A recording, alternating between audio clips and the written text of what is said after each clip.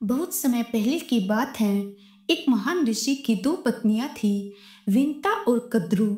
ऋषि ने अपनी दोनों पत्नियों से वरदान मांगने को कहा। दोनों को ही पुत्र प्राप्त करने की इच्छा थी।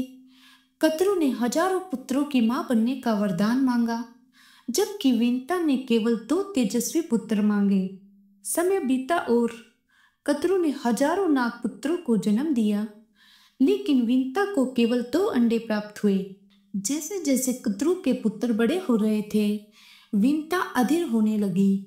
अंत में उसने एक अंडे को समय से पहले ही फोड़ दिया और अंदर से निकले अरुण, लेकिन अधूरे शरीर के।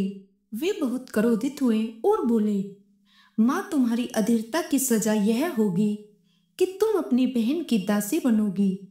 लेकिन चिंता मत करो, जब दूसरा पुत्र जन्म लेगा तब वह तुम्हें मुक्त करेगा। यह कहकर अरुण चले गए और सूर्य देव के सारथी बन गए। एक दिन दोनों बहनों ने एक सुंदर सफेद घोड़े को देखा। कद्रू ने कहा, देखो, इस घोड़े की पूंछ काली है। विंता बोली, नहीं, इसकी पूंछ सफेद है। अब शर्त लग गई और हारने वाली को विजेता की दासी बनना था। कद्रू ने अपनी नाग संतानों को आदेश दिया कि वे जाकर घोड़े की पूंछ पर लिपट जाए ताकि वह काली दिखे।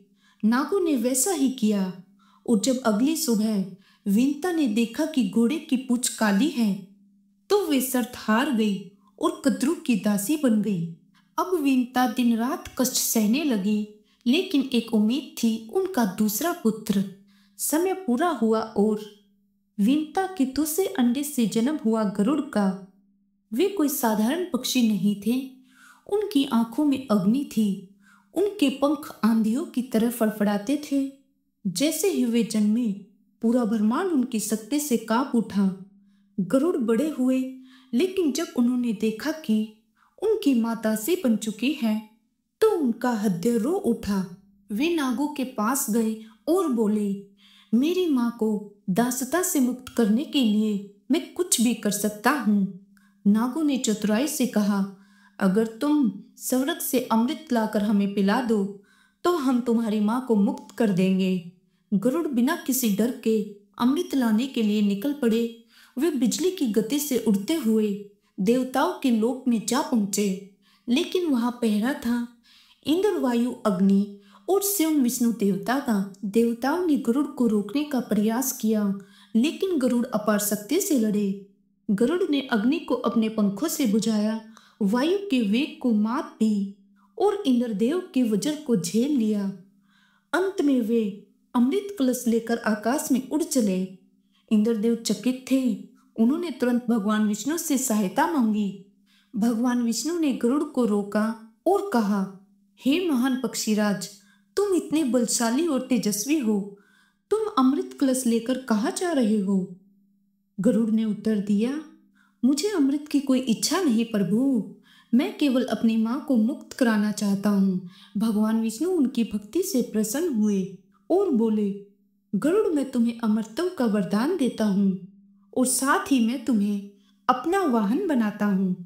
अब से तुम मेरे साथ रहोगे, परंतु तुम्हें इस अमृत को नागों से बचाना होगा। गरुड़ ने भगवान विष्णु को प्रणाम किया और स्वर्ग से अमृत लेकर नागों के पास पहुंचे। गरुड़ ने नागों से कहा, पहले स्नान कर लो, फिर तुम सभी अमृत पीना। जैसे ही नाग स्नान करने गए, इंद्रदेव आए और अमृत कलश को उठाकर अपने साथ ले गए। जब नाग लौटे तो उन्होंने देखा कि अमृत कलश वहां नहीं था, तो नागों को गुस्सा आया। उन्होंने जमीन पर अपनी जीभ घिसनी शुरू कर दी। कहा जाता है कि तभी से सांपों की जीभ दो भागों में बटी हुई है और इस तरह गरुड़ ने अपनी मां को मुक्त कराया और नागों को मात दी।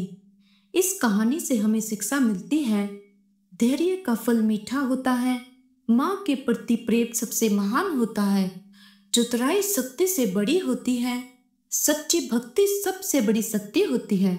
आपको यह कहानी कैसी लगी कमेंट बॉक्स में जरूर बताएं।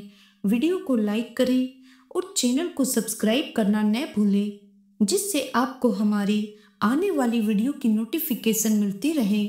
तब तक के लिए हरिओम।